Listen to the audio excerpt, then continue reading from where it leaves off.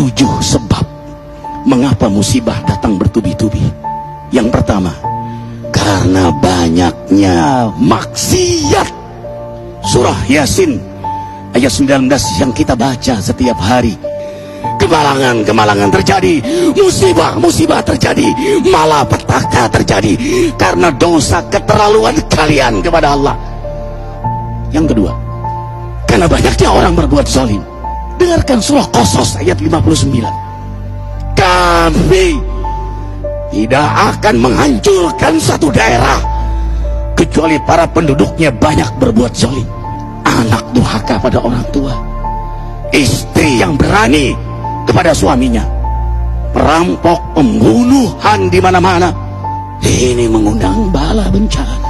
Yang ketiga, mengundang bala bencana karena kelakuan tangan-tangan manusia. Rum 41. Telah tampak kerusakan di daratan dan lautan karena tangan-tangan jahil manusia, agar mereka merasakan akibat perbuatan mereka. Sebagian mereka merasakan akibat perbuatan mereka, agar mereka kembali kepada Allah. Yang keempat, bencana terjadi karena para tokoh melakukan kemaksiatan dan kezaliman. Dengarkan dengan iman, wahai penduduk Indonesia yang mulia.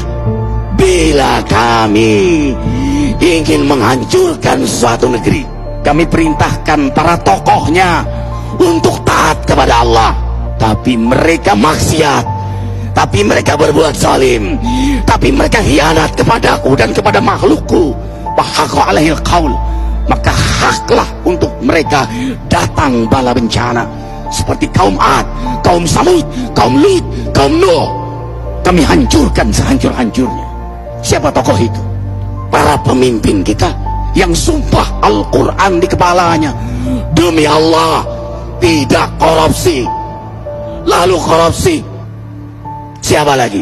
Hartawan, orang-orang kaya yang dengan harta berpoya-poya, sombong, maksiat dengan kekayaannya di tengah orang yang banyak menderita. Siapa lagi? Ulama yang menjual ayat-ayat Allah dengan murah.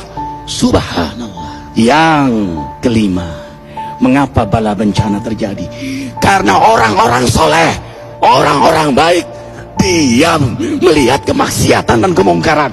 Surah Al-Anfal ayat 25. Takutlah kalian dengan musibah yang tidak hanya menimpa orang yang maksiat, orang yang berbuat zalim, tapi juga kalian orang-orang soleh. Maka masa bodoh dengan kemaksiatan bukanlah sikap seorang mukmin. Amar ma'ruf nahi mungkar adalah amal cerdas. Yang keenam, justru karena rahmat Allah, karena peringatan yang Allah hadirkan agar hadir mahkamah kesadaran kita. Ikhwah, dengarkan dengan iman surah Al-Baqarah ayat 155, 156, 157. Kami pasti uji kalian dengan sesuatu yang buat kalian takut lapar, takut miskin, takut kematian. Tapi kabarkan berita gembira bagi hamba Allah yang sabar dari semua ujiannya, yang mereka berkata, sesungguhnya kami milik Allah dan sungguhnya kami akan kembali kepada Allah. Yang terakhir, yang ketujuh, ada yang nanya, bagaimana yang maksiat yang selamat? Tenang-tenang saja. Yang berbuat zalim malah sukses. Di mana keadilannya? Allah Maha Adil. Dengarkan surah Hud ayat 15-16. Barang siapa mencari kesenangan dunia, lalu dia menghalalkan semua cara, apa kata Allah?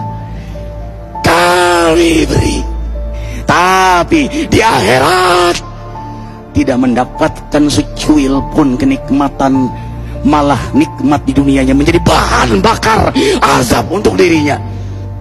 Itulah istidrat. Lalu apa sikap kita sekarang? Orang beriman menjadikan peristiwa apapun sebagai jalan untuk mendekatkan dirinya kepada Allah.